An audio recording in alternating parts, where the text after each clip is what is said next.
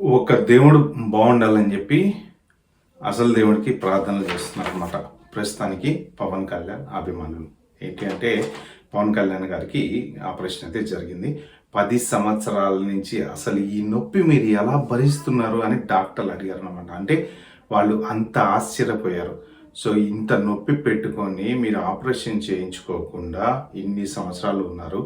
So ఇప్పుడు compulsory operation చేయించుకోవాల్సిందే అంటే, so మొత్తానికి ధీరుభాయ్ అంబానీ హాస్పిటల్లో ఈరోజు పవన్ కళ్యాణ్ గారికి ఒక చేతికి అయితే ఆపరేషన్ చేశారంట. సో ఇంకొక చేతికి మాత్రం ఒక 2-3 మంత్స్ కొంచెం రెస్ట్ తీసుకుని అంతా సెట్ అయిన తర్వాత చేస్తారట.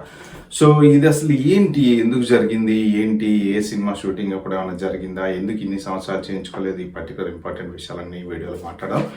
ఇంకా మీరు ఇంత మంచి మంచి విషయాలు నేను మీకు చెప్తున్నాను కాబట్టి ప్లీజ్ సబ్స్క్రైబ్ చేసుకోండి, లైక్ చేయండి, షేర్ చేయండి. మన టాపిక్లోకి వెళ్తే ఏంటంటే, ఇది గబ్బర్ సింగ్ సినిమా షూటింగ్ జరుగుతున్నప్పుడు జరిగినటువంటి ప్రమాదం వల్ల ఇలా ఈ చెయ్యి అయింది అని చెప్పేసి చెప్తున్నారు అనమాట. సో రీసెంట్గా చూసుకుంటే మీకు బండ్ల గణేష్ కూడా ఒక ట్వీట్ మన ఎక్స్పోస్లో ఒక ఇది పెట్టారు అనమాట. ఏంటంటే, నా దేవుడు ఇన్ని సంవత్సరాలు నా కోసం బాధపడించాడు అనేసి. అంటే ఒక రకంగా ఆయన ప్రొడ్యూస్ చేస్తున్నటువంటి సినిమాలో ఇట్లాంటి సిచ్యువేషన్లో దెబ్బ తగిలినా కూడా ఆపరేషన్ చేయించుకోకుండా షూటింగ్ ఎక్కడ ఆగిపోతే లేట్ అవుతుందో అని చెప్పేసి షూటింగ్ వచ్చిన నా దేవుడు ఎప్పటికీ ఆయన వల్లనే నేను వాళ్ళ ఈ పొజిషన్లో ఉన్నా నేను. సో సినిమా నిర్మాత నష్టపోకూడదని చెప్పేసి రెస్ట్ తీసుకోకుండా షూటింగ్ వచ్చినటువంటి గొప్ప దేవుడు అని కూడా బండ్ల గణేష్ పొగిడారు అనమాట. సో నిజంగా పవన్ కళ్యాణ్ గారు ఏంటంటే వ్యక్తిగతంగా ఉన్నత భావాలు ఉన్నటువంటి మనిషి అనమాట. అంటే ఎదుటి వాళ్ళకి ఏదైనా ఇబ్బంది ఉంది అంటే ఫస్ట్ ఆయన సఫర్ అవుతాడు అనమాట ఆ ఇబ్బంది కోసం ఖచ్చితంగా. సో చాలామంది సహాయాలు చేస్తూ పేపర్లలో ఫోటోలు వేయించుకునే వాళ్ళు చాలామంది ఉన్నారు. కానీ పవన్ కళ్యాణ్ గారు అసలు అలాంటి ఇచ్చారు. ఆయన ఏంటంటే ఎంత సాయం చేసినా కూడా అసలు మూడో కంటికి తెలియకుండా చేస్తుంటారు అనమాట, అంత గొప్ప వ్యక్తి. సో ఇప్పుడు ఆయనకైతే ఒక చేతికి ఆపరేషన్ అయితే చేశారు. సో ముంబైలో మాత్రం అంత అభిమానులు పాపం విపరీతంగా ఆయన కలవడానికి వస్తున్నారు.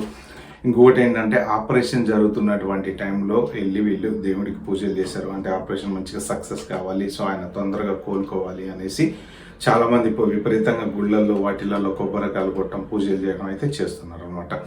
సో దాంతోపాటు ఏంటంటే, ఒక పక్క ఆపరేషన్ అయిపోయింది, మంచిగా సక్సెస్. ఇదేదో సంథింగ్ రొటేటర్కి సంబంధించిన, అంటే హ్యాండ్ రొటేటర్కి సంబంధించినటువంటి ప్రాబ్లము.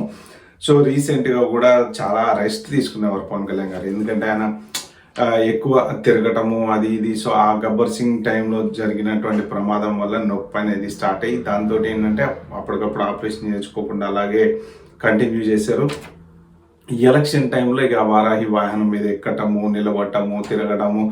సో దాంతో ఏమవుతుందంటే స్ట్రెయిన్ అవుతుంది కదా, మైక్ ఇలా పట్టుకొని మాట్లాడటము, చాలాసేపు ఎండలలో తిరగటము. సో స్ట్రెయిన్ అయ్యేటప్పటికి ఏమైందంటే అది ఇంకా బాగా ఇక ఆపరేషన్ చేయించుకోవాల్సిందే, తప్పదు అని డాక్టర్లు కంపల్సరీ చెప్పి ఇంకా ఇన్ని రోజులు భరించారు మీరు, ఇంకా లేదు దాన్ని నెగ్లెక్ట్ చేయకండి అంటే ఇక ఫైనల్గా ఒక 3 గంటల పాటు ఆపరేషన్ జరిగిందంట. సక్సెస్ఫుల్గా పర్ఫెక్ట్గా మంచి మంచి సీనియర్ డాక్టర్లు అందరూ కలిసి ఈ ఆపరేషన్ అయితే చేశారు.